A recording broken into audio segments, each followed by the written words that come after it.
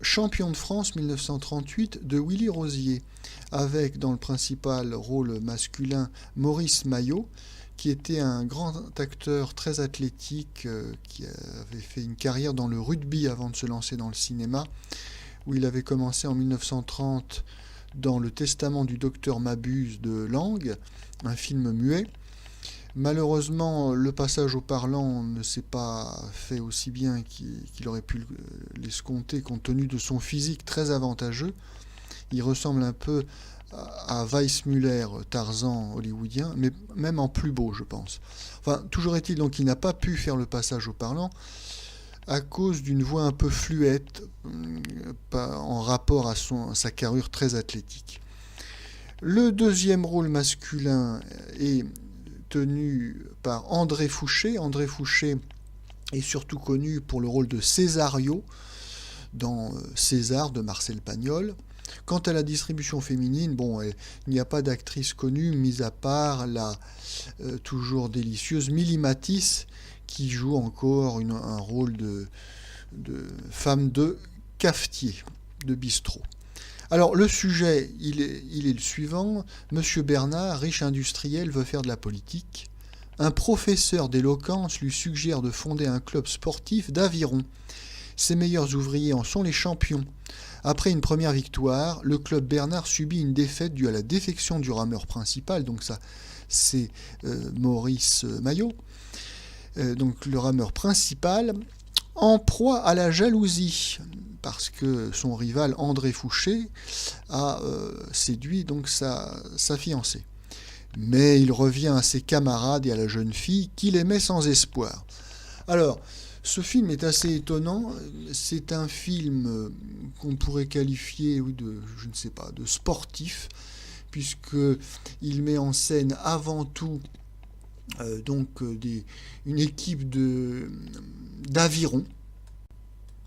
Ce qui est original, le sport de l'aviron n'étant pas un sport aussi populaire que le football ou le rugby.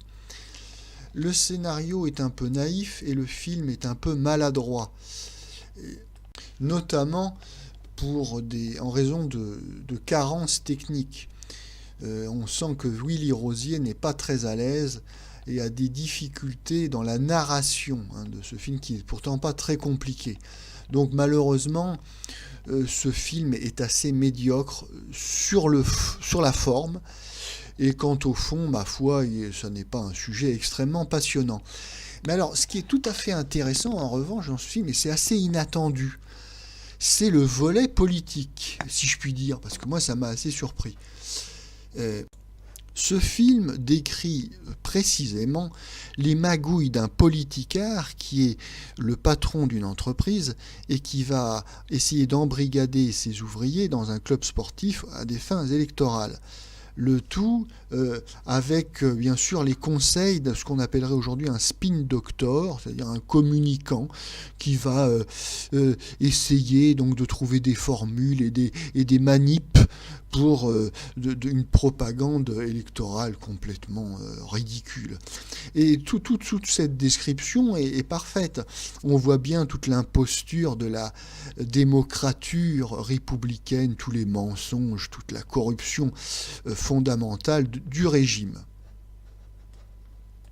Alors c'est étonnant dans un double sens, parce que d'habitude, quand on veut faire un film politique dans les années 30, on a recours à la comédie, à la farce, à la caricature, et où, donc sous couvert de vulgarité et de grossièreté et de grosses farces, on dénonce justement les travers du système républicain. Ça, c'est la manière habituelle que l'on a pour se cacher, pour éviter la censure. Là, ça n'est pas du tout un film comique, ça n'est pas de la grosse rigolade.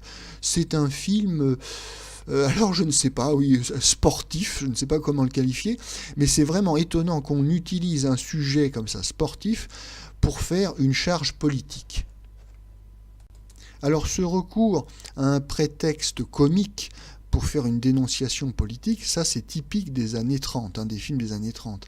C'est à rapprocher des films, alors là, 100% politiques, du cinéma français des années 60 ou 70, où non seulement on ne se cache plus, on n'a pas besoin de prétexte, mais où bien au contraire, on fait des films 100% politiques qui sont extrêmement bavards, qui sont extrêmement démonstratifs, qui sont concoctés par des petits marquis du gauchisme institutionnel, et où bien sûr tout ce bavardage n'a aucune force réellement nuisible pour le système. On est dans l'académisme. On prend plus de risques, en revanche, dans ces années 30, en essayant, d'une manière indirecte ou dissimulée, de laisser passer quelques allusions extrêmement séditieuses, pour ne pas dire factieuses.